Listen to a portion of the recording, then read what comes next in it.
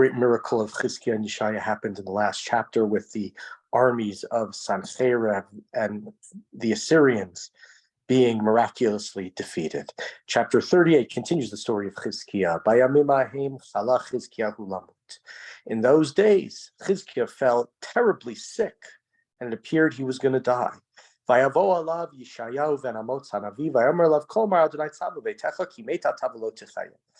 And Yeshayah the prophet appeared to him and said, set your affairs in order, because you are going to die and you will not live. And we could see from this chapter, the couple chapters beforehand, that these chapters don't look like they were written by Yeshayah. They're in the third person. So many of the other chapters are in the first person. This is the historical data. Like we said, that's also basically exactly the same in Sefer Melachim. So just to point that out here. What happened? Same thing that happened then. Chizkiyahu turns his face to the wall and prays. Chizkiyahu says, right? Remember, I've walked before you wholeheartly and have done what is pleasing to you. And Chizkiyahu wept. And now God speaks to Yeshayah. Presumably God has told Yeshayah to tell Chizkiyahu that he's going to die. And now he tells him, God says to Chizkiyahu,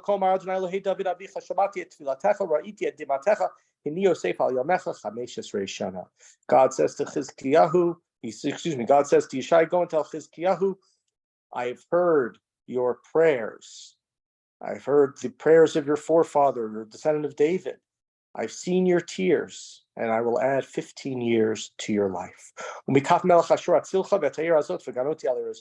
will also rescue from the city, from the hands of the king of Assyria. I will protect this city. It seems like this has happened maybe before, earlier than the siege, or during the siege. Unclear, but from that verse, but that's added.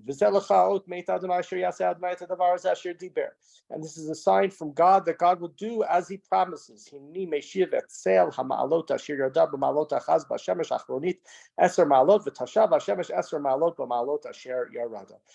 to make the shadow on the steps which descended on the dial of Achaz recede 10 steps. So they were moving forward, and now they're going to move backwards, which is, of course, impossible to happen without divine intervention, and thus it's a sign of the divine intervention.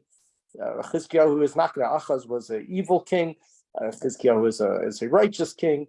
You're not going to be punished in the way that Achaz was. You're going to be moving, it's going to be backwards. You're coming closer back to me. And so that happens. It recedes 10 steps just as it had descended. And then a poem was written, and this is not in the chapter in Melachim, right? And was written by Chizkiyahu when he recovered from the illness. And he said as follows: I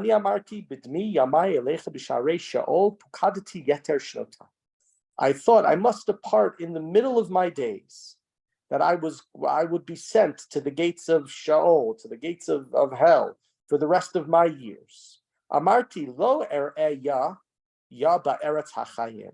I thought I shall never see Yah, Yud Hey, word for God, living in the land of the living. Eretz Chayim here, land of the living. A lot of cemeteries are named Eretz Chayim, the land of the living, people who died, their souls live on. So a lot of cemeteries are named Eretz Chayim.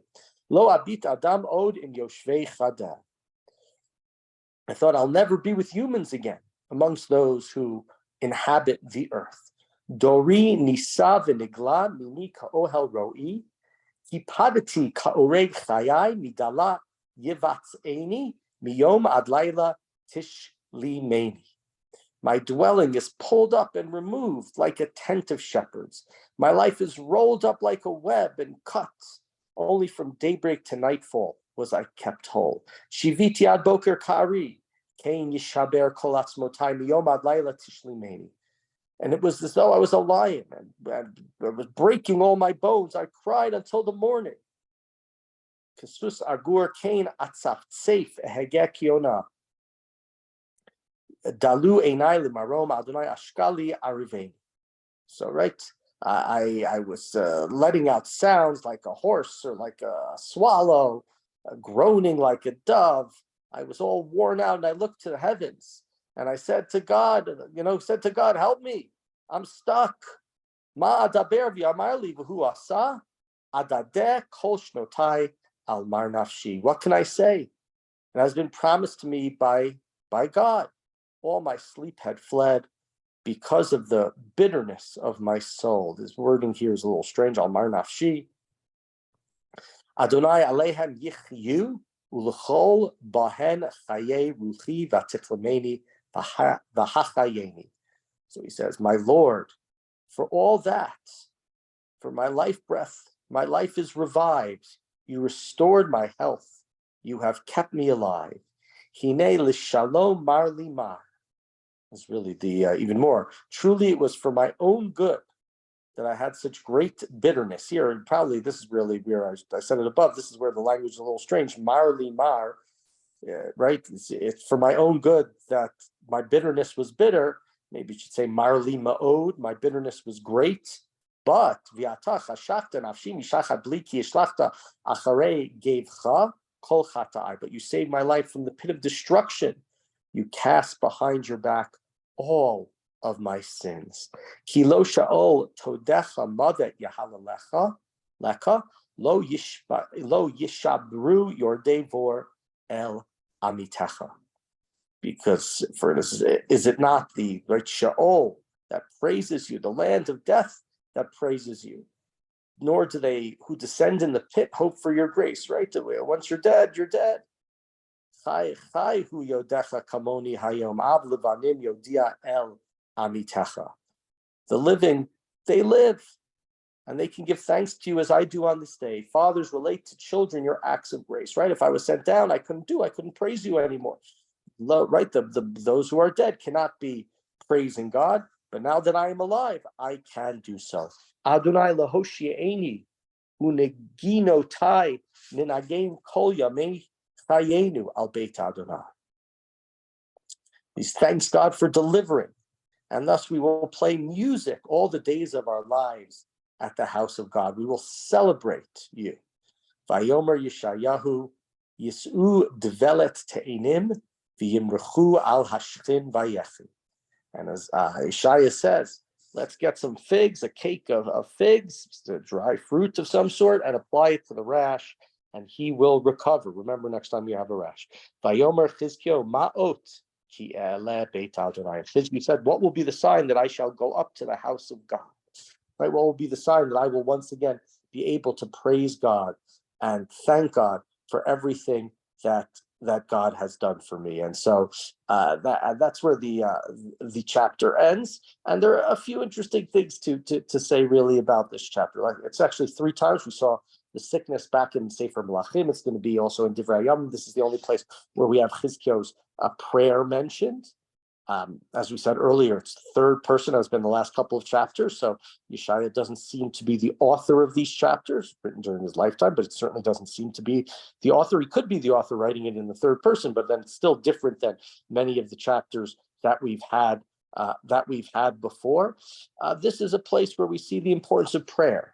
Right? We hear about people praying. We hear about King David writing Psalms and different things and parables by Shlomo. But this is the rarer time where we see an actual, at least up to this point, a person in the Tanakh reaching out to God through prayer and then writing a sort of a poem or a statement here to thank God for protecting him. And we'll finish with one last point. Remember, back in the book of Melachim, I think we talked about, bringing things back to life, about the baby and the cutting of the baby by Shlomo. And right, Shlomo says we're gonna cut the baby, but then of course they don't cut the baby. Shlomo figures out how to keep Bnei Israel together and how to keep the nation alive. And that's one of the sort of the metaphors of that book. Who's going to keep the nation alive? Is it the kings? Is it the prophets? How is this going to happen? And seemingly at this point in the history of the first kingdom, the first Beit HaMikdash, God has already exiled the 10 tribes, while the tribe of Yehuda has not been told that they will 100% be destroyed. Certainly Yeshayah has spoken about destruction that's going to come to them, and God will save them at certain times. Here, the person who is being kept alive is the king himself. David and Shlomo are not the ones who are keeping the nation alive. It is God miraculously as such who's keeping the nation alive when Chizkiyahu and Yeshayah are together. In the last chapter, we saw about how when they work together, how it can improve things for the nation. In this chapter, we see God really is the one who's intervening and therefore keeping Chizkiyahu alive. And one last thing, I guess I said that was the last thing. This will be the last thing.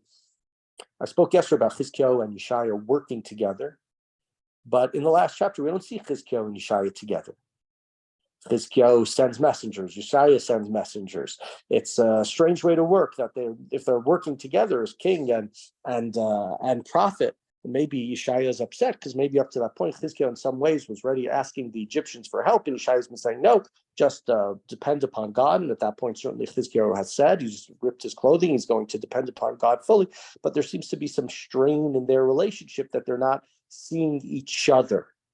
And here, when Yeshayah comes, and basically the Gemara says something interesting.